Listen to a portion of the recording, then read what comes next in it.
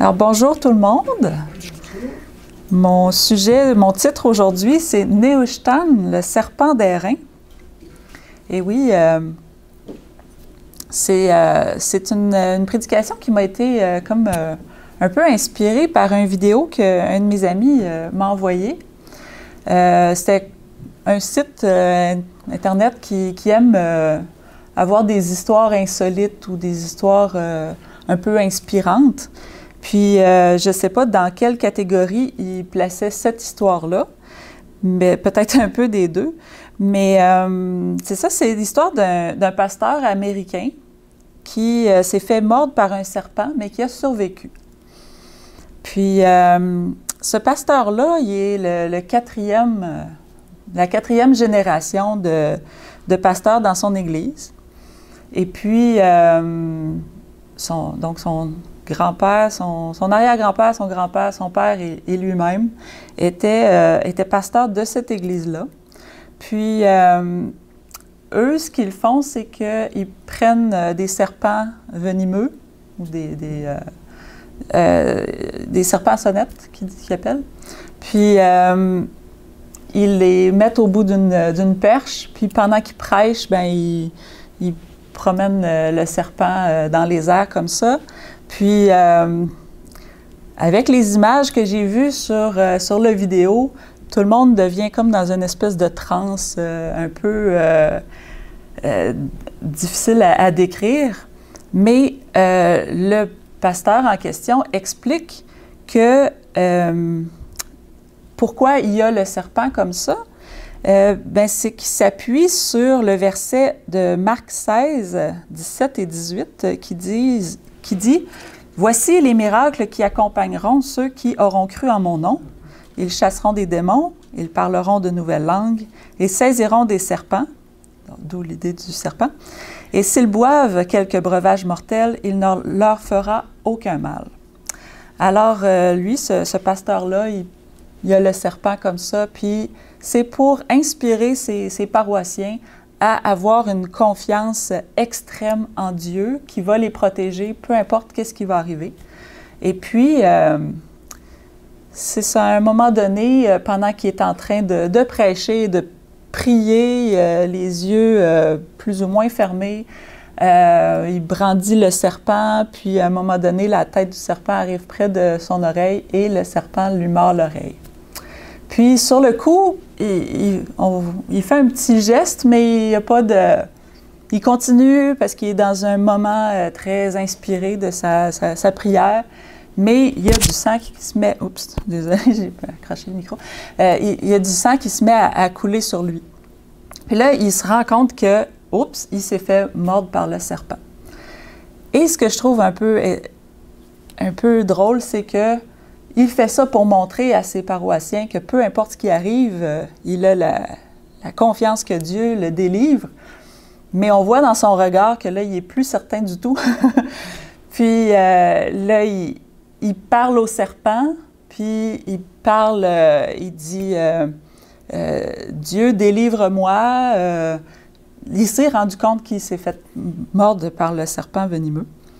Et puis là, il dit « Seigneur, tu es avec moi, tu es avec moi ». Puis là, il se met à étouffer, puis à avoir comme des nausées. Puis on voit vraiment que là, ça va vraiment plus bien. Puis, juste un petit peu avant dans l'entrevue, il nous avait expliqué que son père, qui était pasteur lui aussi, il est mort quand même jeune parce qu'il s'est fait mordre par un serpent, puis en dedans de 10 minutes, il est mort. Alors là, lui, il continue à prier, puis tout ça. Puis là, les gens dans la salle, là, on voit qu'il y en a qui sont comme « Ah oui, oui, oui, Dieu va faire quelque chose de miraculeux pour le pasteur qui s'est fait mordre. » Puis il y en a d'autres qui ont le visage un peu mais qu'est-ce qui va se passer? » Puis quand ils voient que là, le pasteur étouffe, puis il va tomber à terre, là, ça a comme interrompu la messe un peu.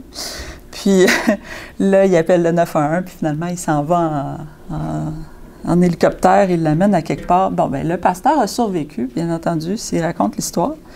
Mais je trouve que c'est quelque chose comme un peu aberrant pour moi dans ce que je connais de Dieu, mais aussi dans ce que je connais de mes expériences dans l'Église. Si quelqu'un arrivait devant avec un serpent puis le brandissait en disant comment il parle au serpent à un moment donné, puis il dit « Praise you, Jesus », en parlant au serpent. Fait que pour lui, le serpent, c'est Jésus. Il me semble que ça ne marche pas avec ce que je connais de l'Église. Mais ce genre de confusion-là, ben ça date pas d'hier. Dans 2 Rois 18, versets 1 à 5, c'est le roi Ézéchias qui, lorsqu'il devient... je ne sais pas si c'est au début de son règne, mais on dit qu'il avait 25 ans lorsqu'il devint roi. Puis, il fit ce qui est droit aux yeux de l'Éternel, entièrement comme avait fait David son père. Il fit disparaître tous les hauts lieux, brisa les statues, abattit les idoles, mit en pièces le serpent d'airain que Moïse avait fait, car les enfants d'Israël avaient jusqu'alors brûlé des parfums devant lui. On l'appelait Nehushtan. Alors, c'était quelque chose qui existait dans l'adoration de ce serpent-là, comme si c'était Dieu finalement, parce que ce que j'ai lu dans d'autres écrits historiques, c'est que le serpent, il l'avait placé dans le temple à Jérusalem, il avait fait un autel, puis il brûlait des parfums devant le serpent. Puis je me dis, ben voyons donc, comment le peuple de Dieu peut en venir à adorer ce serpent-là? Parce que depuis la Genèse, on voit clairement dans la Bible que c'est Satan sous la forme d'un serpent qui parle à Ève. Puis il y a juste avant la promesse de Genèse 3,15 qu'on connaît bien, Genèse 3, verset 14, si vous voulez tourner avec moi, peut-être que des fois c'est un texte qu'on répète moins souvent. Mais l'Éternel Dieu dit au serpent, « Puisque tu as fait cela, tu seras maudit entre tout le bétail, entre tous les animaux des champs, tu marcheras sur ton ventre et tu mangeras de la poussière tous les jours de ta vie. Je mettrai inimitié entre toi et la femme, entre ta postérité et sa postérité, celle-ci t'écrasera la tête et tu lui briseras le talon. » Alors, comment est-ce que le peuple de Dieu peut en venir à avoir dans son culte une adoration pour ce serpent-là? C'est vraiment difficile à croire que le peuple de Dieu, les représentants de Dieu sur terre, puissent être dans l'ignorance. Je vais mettre ça ici. Alors, je me suis questionnée, qu'est-ce qui faisait qu'ils ont pris cet objet-là, ce Nehushtan, ce serpent d'airain, et qui ont décidé de l'adorer. L'histoire du serpent d'airain, on la trouve dans le livre des Nombres, au chapitre 21. Alors, on va y aller ensemble. Le chapitre 21, pour moi, dans ma Bible, il y a comme un titre qui dit « Les serpents brûlants ». Alors, ça nous dit, le roi d'Arad, cananéen, qui habitait le Midi, apprit qu'Israël venait par le chemin d'Atarim. Il combattit Israël et emmena des prisonniers. Alors Israël fit un vœu à l'Éternel. Il dit, « Si tu livres ce peuple entre mes mains, je dévouerai ces villes par interdit. » L'Éternel entendit la voix d'Israël et livra les Cananéens. On les dévoua par interdit, eux et leurs villes, et l'on nomma ce lieu Horma. Alors, le chapitre commence sur une victoire, sur une confiance du peuple de Dieu lorsqu'ils sont attaqués.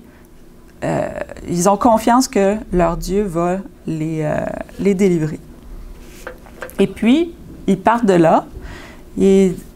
Verset 4, ils partirent de la montagne de Hor, par le chemin de la mer Rouge, pour tourner dans le pays d'Édom.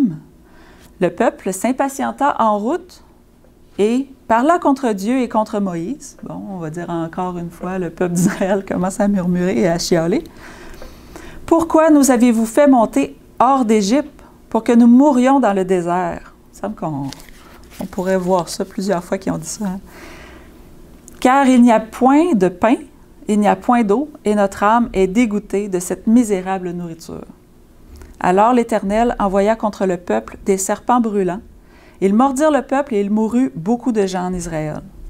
Le peuple vint à Moïse et dit, « Nous avons péché, car nous avons parlé contre l'Éternel et contre toi. » Alors, quand le malheur leur est tombé dessus, ils savaient pourquoi ça leur arrivait. Ils ont reconnu leur péché. « Nous avons parlé contre l'Éternel et contre toi. Prie l'Éternel afin qu'il éloigne de nous ces serpents. » Moïse pria pour le peuple.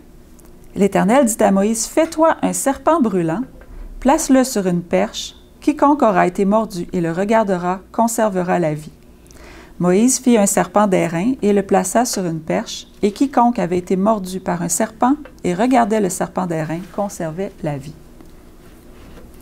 Pendant toute leur marche dans le désert, le peuple d'Israël, qu'ils en soient conscients ou non, ils avaient été protégés par Dieu des serpents, parce qu'ils étaient dans un endroit infesté de serpents venimeux, et les serpents ne les avaient pas attaqués. Probablement parce qu'il y avait la présence de Dieu dans la forme de la colonne de nuée ou la colonne de feu pendant la nuit. Mais Dieu avait fait un miracle pour eux. Même s'ils n'en étaient pas conscients, Dieu les avait protégés. Puis, lorsque ils ont eu un moment de doute, mais on va dire que c'est un moment de doute qui vient après plusieurs autres moments de doute, à un moment donné, Dieu dit, ben là, c'est assez, ils ont besoin d'une... Ils ont eu beaucoup de preuves de ma puissance, de mon amour, de ma protection.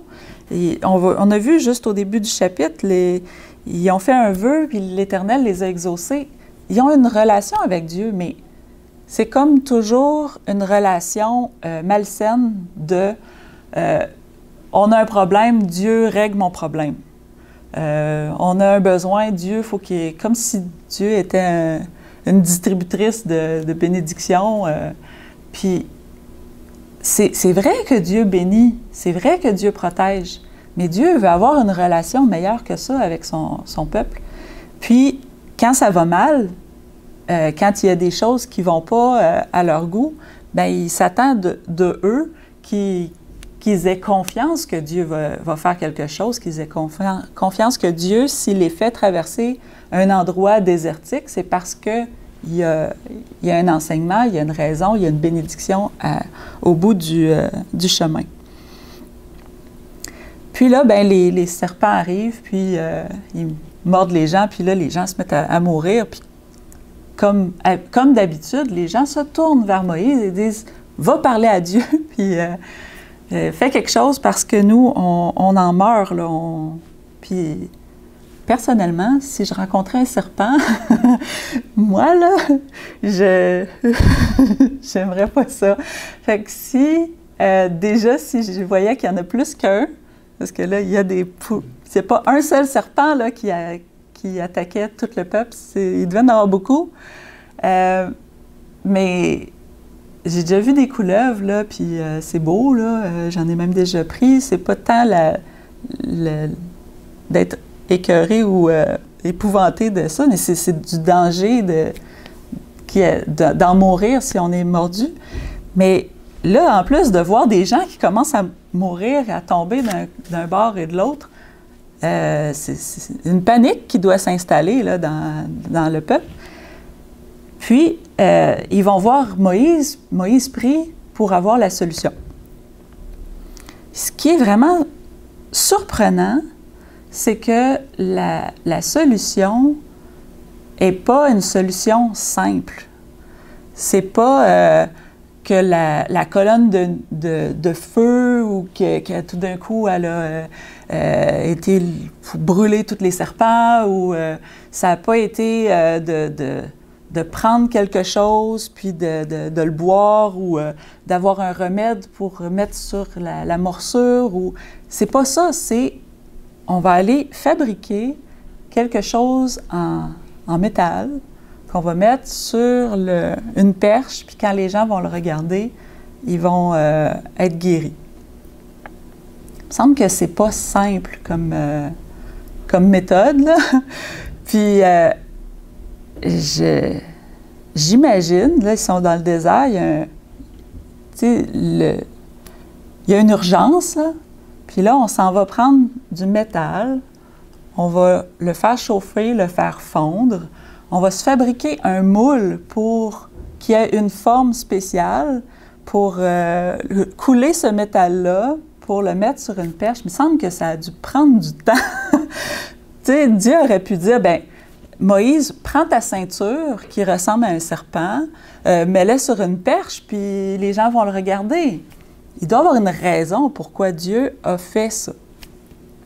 Moi, quand il y a des choses que je ne comprends pas, mon petit hamster, il tourne, puis il faut que je trouve pourquoi. Alors, je me suis penchée sur la question, puis je me suis dit, qu'est-ce que Dieu voulait qu'ils comprennent à travers ça pour se donner autant de peine, autant de troubles, d'autant de... Il me semble que c'est laborieux comme processus. Puis je me dis, tout le temps que ça a pris à Moïse de préparer ce serpent de métal-là, il me semble qu'il y a dû y avoir des gens qui sont morts, là. Dans l'histoire de tantôt, le pasteur s'est fait mort dans 10 minutes, il était mort. Puis je me dis, peut-être que les gens qui se sont fait mordre à partir du moment où ils ont demandé à Dieu d'avoir une solution, peut-être que Dieu les a laissés, peut-être qu'il y avait de la douleur, mais qu'ils n'en mourraient pas. Je ne sais pas, peut-être que Dieu a fait ce miracle-là, ça ne le dit pas. Peut-être que les gens continuaient à mourir, mais que ceux qui mouraient dans l'attente de ce symbole-là ne faisaient que s'endormir en attendant la résurrection, parce qu'ils avaient déjà la confiance que Moïse préparait quelque chose, puis même sans avoir vu la chose, ils se sont endormis dans une espérance, un peu comme tous ceux qui sont morts avant que Jésus vienne mourir sur la croix, ils se sont endormis dans une espérance. Le texte ne le dit pas, mais moi j'aime ça penser. Mais pourquoi quand même Dieu demande un serpent en airain? Il aurait pu prendre n'importe quel autre matériel.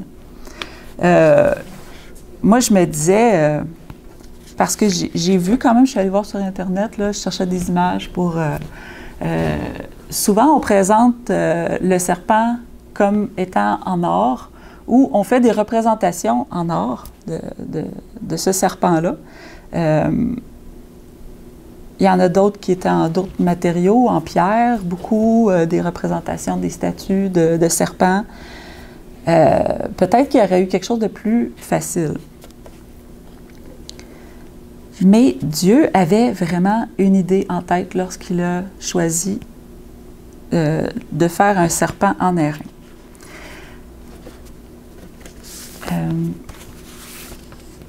En fait, ce que je me suis demandé, c'est pourquoi l'airain? Est-ce qu'il y en a parmi vous qui savent qu'est-ce que c'est l'airain? L'airain, j'ai regardé, puis c'est un alliage entre du cuivre et de la calamine, qui est une roche, qui est habituellement orange ou rosée. Moi, la seule calamine que je connaissais, c'était la lotion calamine qu'on met sur les bobos, quand mes enfants avaient la varicelle, c'est ce que j'avais mis pour apaiser. Alors, c'est comme une poudre qui est rosée, qu'on met avec, ou orangée, qu'on met avec le cuivre. On fait fondre le cuivre, on incorpore la poudre à l'intérieur et lorsqu'il refroidit, ce métal-là s'appelle l'airain. Puis, ou le bronze. ouais, des fois on l'appelle le bronze, mais c'est vraiment l'airain, c'est quelque chose qui qu'aujourd'hui, on ne parle plus d'airain, on fait des alliages avec d'autres matériaux, mais à chaque fois qu'on parle d'airain, c'est toujours, il y a une référence à la Bible. Puis il y a beaucoup d'objets dans la Bible qui sont faits en airain. Mais la composition de l'airain est importante par rapport à ce que Dieu voulait qu'on comprenne avec ce symbole-là du serpent. À un moment donné, il y a Nicodème qui se présente pendant la nuit devant Jésus. Puis, il lui pose des questions, il y a des interrogations. Puis, dans ce chapitre-là de Jean, c'est le chapitre 3, il y a beaucoup de versets qu'on connaît bien. Mais moi, quand je lisais l'histoire de Nicodème, je lisais toujours, parce que je lis dans ma Bible rouge, je lisais toujours le chapitre 3 de Jean, versets 1 à 13. Ça, pour moi, c'était le moment où est-ce que Jésus et Nicodème ont une conversation ensemble. Puis, dans cette conversation-là, Jésus explique qu'on doit naître de nouveau. Puis, Nicodème ne comprend pas ou il fait semblant de ne pas comprendre comment est-ce qu'on peut entrer de nouveau dans le sein de notre mère. Puis, là, Jésus lui explique qu'est-ce que ça veut dire, la nouvelle naissance. Puis, il lui fait un petit reproche. Il dit, si toi, tu es un docteur de la loi, tu es quelqu'un qui connaît ces choses-là, tu es celui qui enseigne le peuple, puis tu ne sais pas ça. Puis, il dit, si vous ne croyez pas quand je vous ai parlé des choses terrestres, comment croiriez-vous quand je vous parlerai des choses célestes? Puis, dans ma Bible, ça s'arrête là, la conversation avec Nicodème. Puis, je m'étais toujours dit, ben Nicodème, c'est comme fait rabrouer, puis, tu sais, ouais, comment ça, tu connais pas ça? Puis, il est parti discrètement. Alors que, si on continue au verset 14, Jean 3, 14, ça dit « Et comme Moïse éleva le serpent dans le désert, il faut de même que le Fils de l'homme soit élevé, afin que quiconque croit en lui ait la vie éternelle. » Puis là, j'ai compris que ce verset-là s'adressait à Nicodème aussi. L'histoire ne s'arrêtait pas au verset d'avant. Puis, Jésus prend une image que le peuple connaissait, que tout le monde connaissait, l'image du serpent d'airain, pour faire une référence à lui.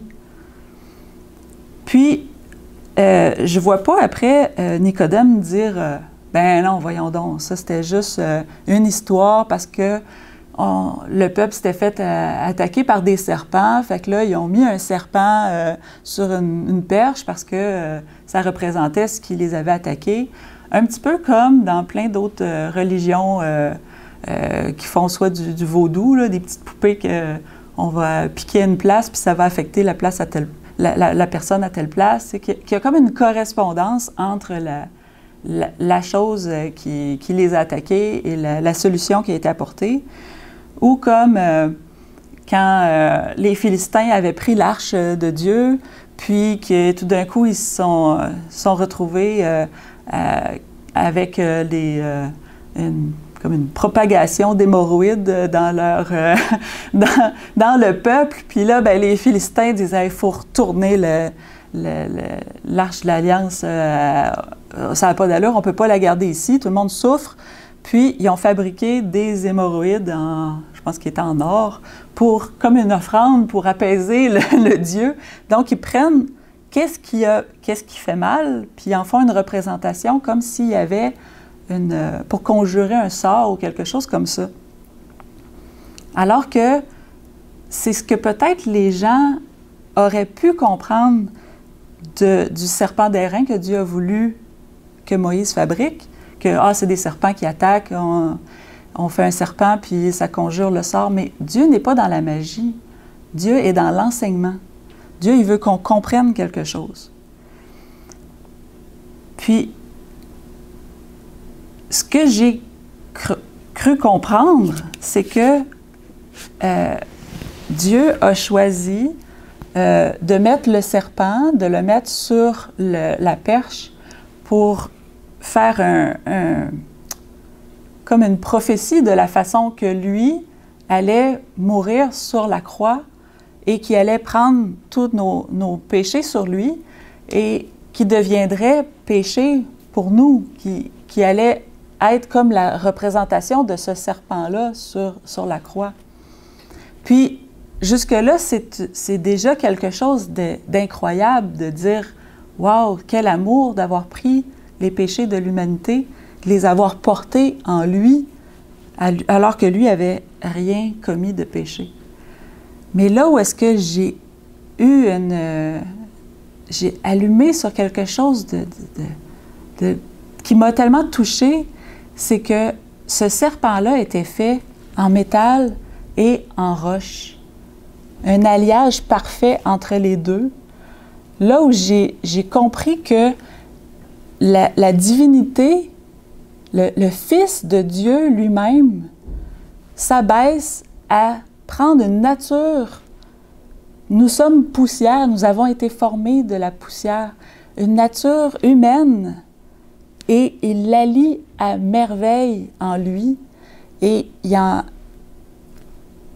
il demande à Moïse de donner cette représentation-là au peuple. Puis, c'est pas si vous venez y toucher, c'est pas si vous mettez des parfums devant, c'est non, si vous le regardez. Si vous croyez que ce qu'il y a sur cette perche-là, cette alliance entre Dieu et l'homme, qui sont faits, le Fils de Dieu fait chair, qui prend les péchés et qui devient lui-même péché pour nous, pour nos péchés, que c'est ça qui nous donne la vie. Moi, j'ai comme... Wow! Je ne sais pas si peut-être que tout le monde a compris ça, puis que je suis comme la dernière à l'avoir compris. Mais moi, en tout cas, quand j'ai allumé là-dessus, j'ai dit, mais Seigneur, quelle profondeur dans ce que tu veux nous enseigner. Quelle beauté d'avoir pensé à ça, puis d'avoir demandé à Moïse de le faire. Moïse, c'est pas obstiné, il n'a pas dit à Dieu, ben là, ça presse, là, il faut qu'on sauve tout ce monde-là. Non, il était dans l'obéissance et dans l'humilité de dire, Dieu, tu connais mieux, alors je t'obéis, je fais ce que tu me demandes. Et quand il a élevé ce serpent d'airain-là, c'est comme s'il proclamait, vous voyez tout ce qui vient vous attaquer, ce qui vient vous mordre, des serpents qui représentent le mal, qui viennent vous attaquer, vous n'avez qu'à regarder à Jésus et vous avez la vie. Pour moi, je me suis dit, c'est tellement merveilleux, cet enseignement-là que Dieu veut faire de son peuple, et que même si on ne comprend pas tout, si on fait que écouter et avoir la foi que quand Dieu dit quelque chose, la chose arrive, et qu'on ne doute pas et qu'on regarde, Dieu le fait, il reconnaît la foi de la personne, il reconnaît la confiance que la personne, même si elle ne comprend pas tout, elle sait que Dieu est puissant, que Dieu est un Dieu d'amour qui vient pour sauver son peuple. Il y avait dans l'image du métal allié à cette roche, cette poussière, dans les dernières semaines, on étudie le livre de Daniel, et j'ai pensé à la statue de Daniel 2, où est-ce qu'il y a la succession des royaumes de la tête d'or.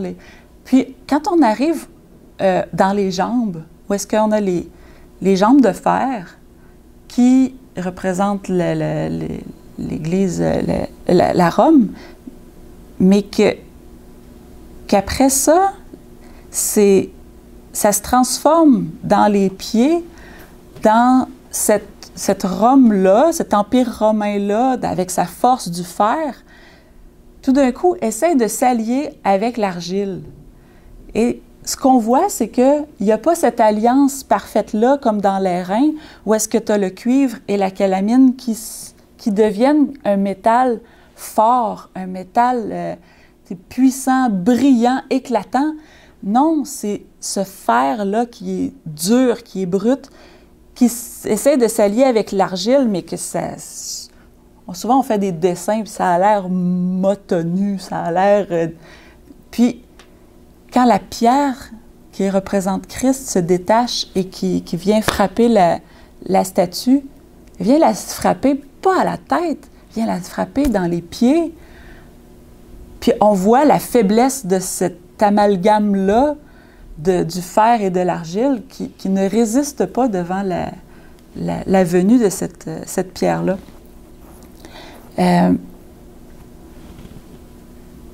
Dans Apocalypse 2, verset 27, ça dit « Il les pètera avec une verge de fer, comme on brise les vases d'argile. » Alors, le fer et l'argile ne sont pas faits pour se marier ensemble. Alors que, quand on regarde Christ, lorsque on est dans l'Apocalypse, chapitre 1, verset 15, celui qui marche parmi les chandeliers, c'est Christ qui marche au travers de son Église. Et qu'est-ce qu'on voit? C'est que cet être-là, ses pieds étaient semblables à de l'airain poli. Alors, les pieds de Jésus ne sont pas comme les pieds de la statue qui est avec le fer et l'argile. Non, ses pieds sont brillants, et on voit son amour même jusqu'au bout de ses orteils, dans le fait que même lorsqu'il est au ciel, même lorsqu'il il veut marcher au travers du temps, au travers de son peuple et d'être parmi son peuple. Emmanuel, Dieu avec nous, il garde cette nature-là, humaine, alliée avec la nature divine. Il la conserve pour nous parce que ce n'est que dans cet alliage-là des deux que nous pouvons avoir la vie. Puis, moi, je me dis, Dieu, il nous aime tellement. Quand on poursuit l'histoire de Nicodème, tout le monde connaît Jean 3,16. Mais c'est tout de suite après le verset 15 qu'on a lu tout à l'heure. Quand il parle de lui-même, puis qu'il dit « Il faut que le Fils de l'homme soit élevé, afin que quiconque croit en lui ait la vie éternelle. Car Dieu a tant aimé le monde qu'il a donné son Fils unique, afin que quiconque croit en lui ne périsse point, mais qu'il ait la vie éternelle. » C'est un tout, ça, c'est le même évangile, c'est le même message. De la Genèse à l'Apocalypse, c'est toujours le même message d'amour que Dieu a pour nous. Puis, quand il nous dit « quiconque croit en lui », il ne dit pas « quiconque accomplit la loi » ou « quiconque fait des bonnes œuvres » ou « quiconque brûle des parfums devant... Non, c'est pas ça, c'est quiconque croit qu'on a un Dieu d'amour qui est prêt à descendre puis à devenir un des nôtres pour nous amener avec lui sur le trône de Dieu. C'est cette vision-là qu'on doit avoir lorsqu'on lit Jean 3,16, qui est considéré comme un des plus beaux versets de la Bible. Mais quiconque croit, c'est pas compliqué, juste de croire. Mais quand les gens, dans le peuple d'Israël, quand ils ont entendu dire qu'il y avait un serpent qui était sur une perche, il n'y avait qu'à le regarder et qu'on avait la vie et que même si on avait été mordu, on pouvait ne pas mourir. Il y en a qui ne comprenaient pas comment ça pourrait être fait. Puis, Ellen White a dit ici dans Sons and Daughters of God, c'est... est-ce que c'est dans celui-là? Ah non, c'est dans un autre, plus loin. Mais elle dit, on savait bien que le serpent n'avait en lui-même, ça c'est dans, excusez-moi, c'est dans Jésus-Christ, page 156. On savait bien que le serpent n'avait en lui-même aucun pouvoir de sauver. Ce n'était qu'un symbole du Christ, de même que l'image reproduisant la ressemblance des serpents destructeurs a été dressée pour leur guérison. Ainsi, quelqu'un qui est venu dans une chair semblable à celle du péché doit être le Rédempteur des hommes. Bien des Israélites attribuaient au service des sacrifices dans le temple de les libérer du péché, mais Dieu voulait leur enseigner que dans ces sacrifices, il n'y avait pas plus de vertu que dans le serpent d'airain. Celui-ci était destiné à diriger leurs pensées vers le Seigneur, tout comme tous les rituels du sanctuaire. Que ce fût pour la guérison de leurs blessures ou pour obtenir le pardon de leurs péchés, tout ce qu'ils pouvaient faire en leur propre faveur, consistait à manifester la foi qu'ils déposaient sur le don de Dieu. Ils devaient regarder et vivre.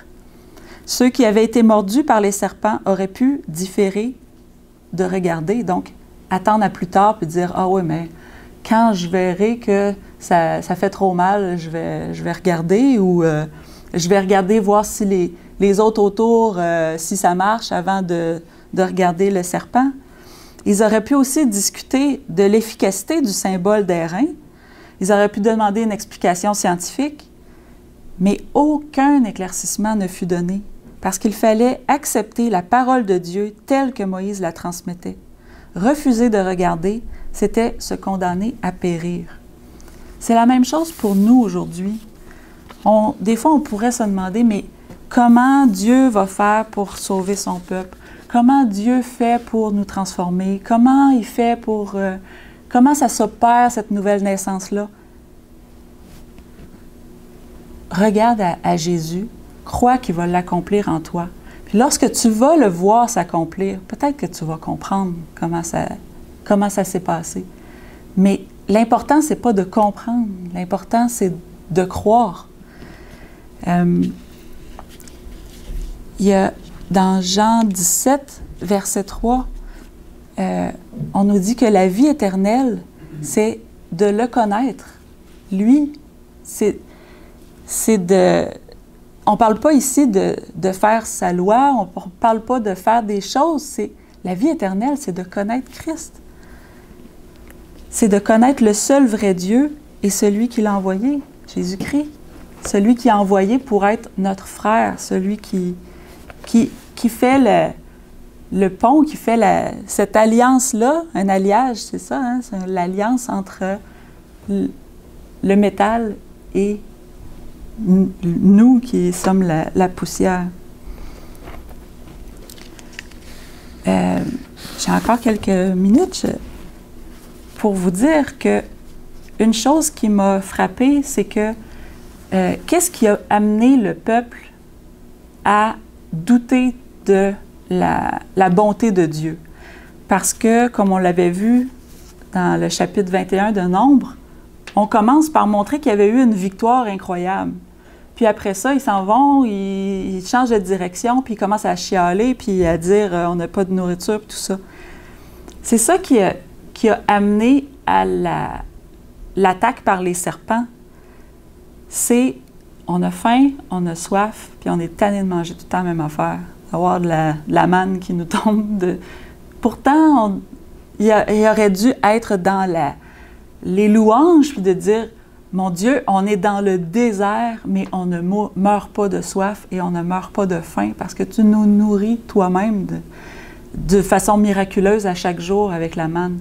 Mais au lieu d'être dans la louange, ils ont été dans la maugréation, dans la critique.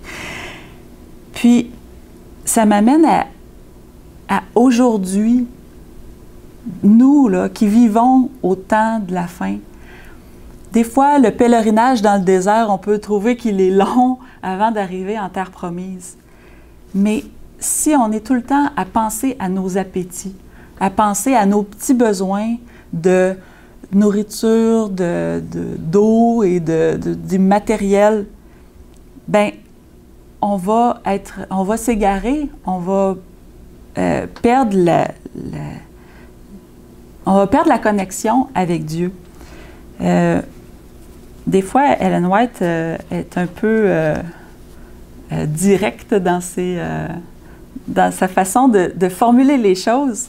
Peut-être qu'elle s'adressait à quelqu'un en particulier lorsqu'elle a dit ça, mais c'est quelque chose qu'on trouve dans Conseil sur la nutrition et les aliments, page 159, dans Counsels on Diet and Food, donc c'est 159, mais la page en anglais. Ceux qui se permettent de devenir esclaves d'un appétit glouton vont souvent encore plus loin et se rabaissent en se livrant à leur passion corrompue, excités par l'intempérance du manger et du boire. Ils laissent libre cours à leur passion avilissante jusqu'à ce que la santé et l'intellect en souffrent grandement. Les facultés de raisonnement sont en grande partie détruites par de mauvaises habitudes. Puis, un des grands fléaux de nos sociétés, c'est la surconsommation, soit de biens, mais aussi de nourriture. Puis c'est sûr que les biens, ça peut nous affecter, mais la nourriture, tout ce qui rentre dans notre corps, affecte grandement notre capacité de raisonnement et notre capacité de prendre des décisions et de savoir qu'est-ce qui est bon, et donc de discerner le sacré du profane. Puis,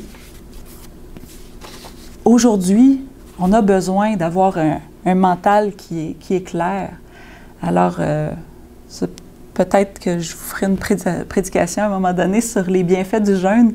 J'en parlerai pas maintenant parce que c'est un sujet qui est tellement grand, tellement vaste, mais les bienfaits d'une restriction alimentaire, pas dans le but de se mortifier, mais dans le but d'avoir un esprit clair, puis de ne pas laisser nos passions charnelles prendre le dessus, mais de savoir qu'on doit avoir la maîtrise de notre corps, autant notre langue que notre appétit, parce qu'il va y avoir des moments de trouble où est-ce qu'il va falloir qu'on aille cette connexion-là avec Dieu qui est forte. Puis si on a de la difficulté à sauter un repas sans avoir les nerfs à vif, puis dire des insultes ou avoir des accès de colère envers les gens qui nous entourent, comment on va passer à travers des épreuves grandes comme celles qui nous sont annoncées à la fin des temps? Après l'épisode du serpent d'airain et de l'attaque de ces serpents brûlants-là, on peut supposer que seuls ceux qui n'avaient pas murmuré, premièrement, donc qui n'avaient probablement pas été attaqués par les serpents, et ceux qui avaient eu la foi et regardé le serpent avaient survécu. Moi, je vois ça comme un genre de criblage de tous ceux qui n'étaient pas 100% consacrés à l'Éternel et qui ne lui faisaient pas confiance à 100%. Tous ces gens-là sont morts par les morsures des serpents. Mais on voit dans le Nombre 21, la suite de l'histoire que j'ai commencé à vous raconter tout à l'heure. Puis, au verset 10 à 15, on voit qu'après que les serpents se soient retirés et après que tout le monde a été guéri en regardant le serpent d'airain, c'est pas tout le peuple qui a été guéri, c'est vraiment ceux qui ont eu la foi. Les autres sont morts. Mais lorsque ce criblage, cette épuration-là de tous ceux qui ne faisaient pas confiance à Dieu à 100% soit fait, versets 10 à 15, on voit que le peuple suit la nuée docilement partout où elle va. Puis il y a une énumération de plein de villes. Donc la nuée s'est déplacée et le peuple a suivi docilement sans murmurer. Au verset 16, on voit que l'Éternel a amené le peuple à un endroit où est-ce qu'il leur a donné de l'eau. J'imagine que c'était une eau fraîche, limpide, en abondance. On peut aussi le voir d'une façon spirituelle, un temps de rafraîchissement pour ce peuple-là, qui a engendré exactement au verset suivant, 17 et 18, un cantique de louange. Donc le peuple était vraiment dans un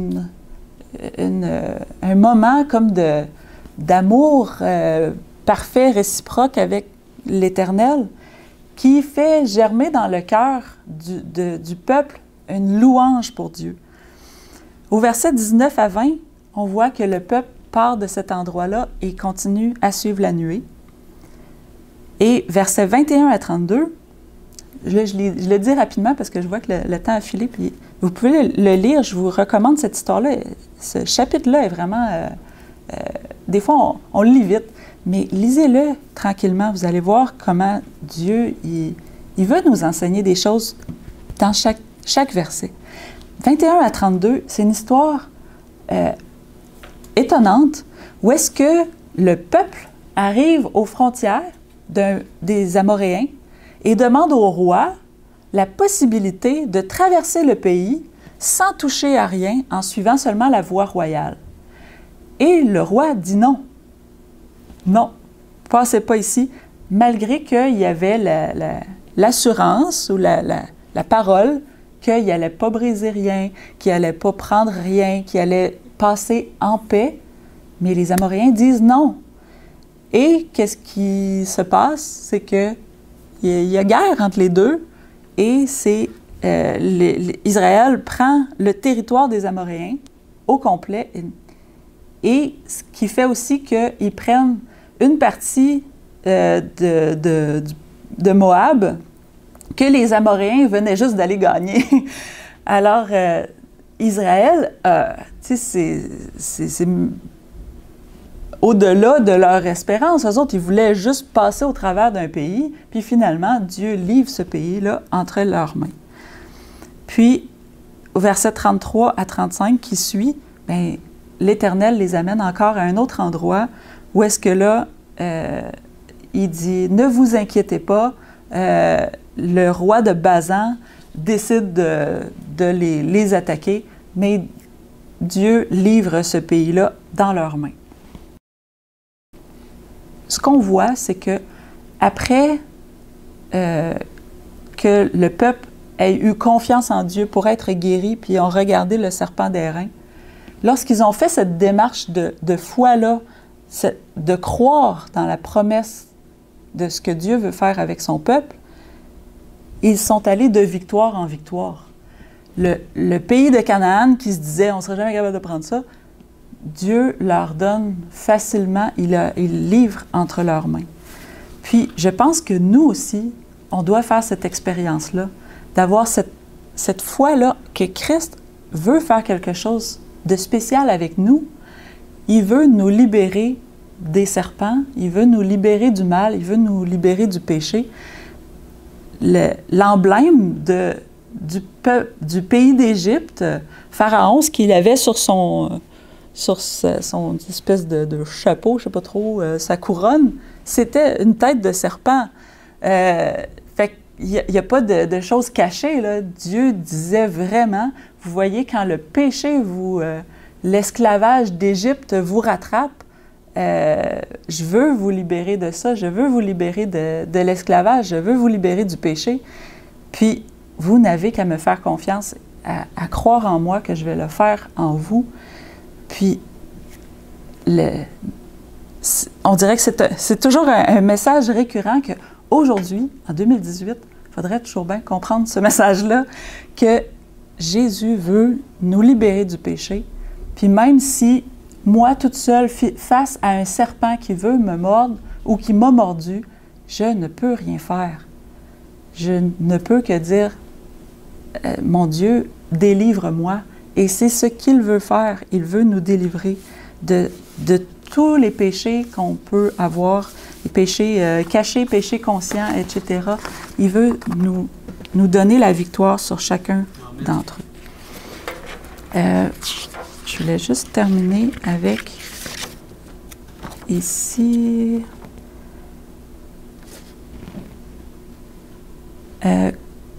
Comment donc serions-nous sauvés? C'est la suite du texte que je vous ai lu dans Jésus-Christ, page 157. Comment donc serons-nous sauvés? Mais comme Moïse éleva le serpent dans le désert, ainsi le Fils de l'homme a été élevé, afin que quiconque a été séduit et mordu par le serpent puisse le regarder et vivre. Voici l'agneau de Dieu qui ôte le péché du monde. C'est pas un secret, c'est vraiment, on relie le serpent dans le désert à l'agneau de Dieu qui vient pour enlever le péché du monde. La lumière émanant de la croix révèle l'amour de Dieu. Cet amour nous attire à lui. Si nous n'opposons pas de résistance, nous serons amenés au pied de la croix, dans un sentiment de repentance pour les péchés qui ont rendu nécessaire le crucifixion du Sauveur.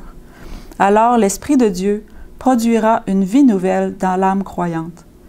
Pensées et désirs seront amenés captifs à l'obéissance du Christ.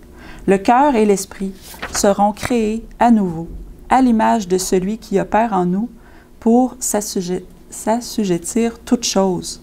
Alors la loi de Dieu sera écrite dans le cœur, et avec le Christ, nous pourrons dire « Mon Dieu, je prends plaisir à ta volonté ». Des fois, on dit « Ah, mais on se rend compte qu'il y a des péchés qu'on fait, puis on les répète, puis on dit « Seigneur, tu sais, je suis tombé, pardonne-moi, donne-moi la force de ne plus tomber ou de résister à la tentation. » Mais moi, aujourd'hui, j'aimerais faire appel à vous que, oui, c'est bien de demander à Dieu de nous donner la force de résister à la tentation. Mais je pense que si on demande à Dieu de changer notre cœur afin que ces tentations-là n'en soient plus des tentations, qu'on ait tellement un cœur renouvelé, qu'on ait un caractère renouvelé, un caractère de Christ qui s'exprime en nous, que le péché ne deviendra plus pour nous une tentation, mais on va le regarder puis on va dire « Comment j'ai pu tomber là-dedans? » On va le regarder tout ça comme « Ben voyons, c'était juste comme des choses qui m'empêchaient d'être heureux avec Dieu, au lieu de dire « Ah, j'ai dû abandonner telle chose, puis là, je trouve ça difficile parce que ça revient. » Mais de dire « Seigneur, change mon cœur, change mon tempérament, change-moi complètement, fais de moi une nouvelle créature pour que ces tentations-là ne soient plus une tentation pour moi, mais que je puisse marcher avec toi de victoire en victoire et de enfin dire « Mon Dieu, je prends plaisir à faire ta volonté. » Non pas ma volonté, mais la tienne, mais que ce soit pas « j'aimerais ça la faire », mais que même notre volonté, on voit que c'est vain, c'est vanité, tout est vanité, hein? Que vraiment que si on peut entrer totalement dans le plan de Dieu, on va s'éviter tellement de problèmes. Mais c'est vraiment, Dieu, change mon cœur. Fais que ton caractère soit tellement en moi que je ne vois même plus ça comme des tentations, mais vraiment que je puisse marcher avec toi sur le chemin, puis avoir l'impression que le chemin est large et qu'il n'y a plus de pierres, que vraiment savoir que je suis à ma place, je suis là où est-ce que Dieu veut que je sois, puis pas avoir l'impression qu'il y a toujours quelque chose qui me tire derrière, de dire « Seigneur, je m'abandonne complètement à toi, puis je veux que tu fasses de moi vraiment une nouvelle créature qui prend plaisir à faire ta volonté. » C'est ma prière pour nous tous aujourd'hui.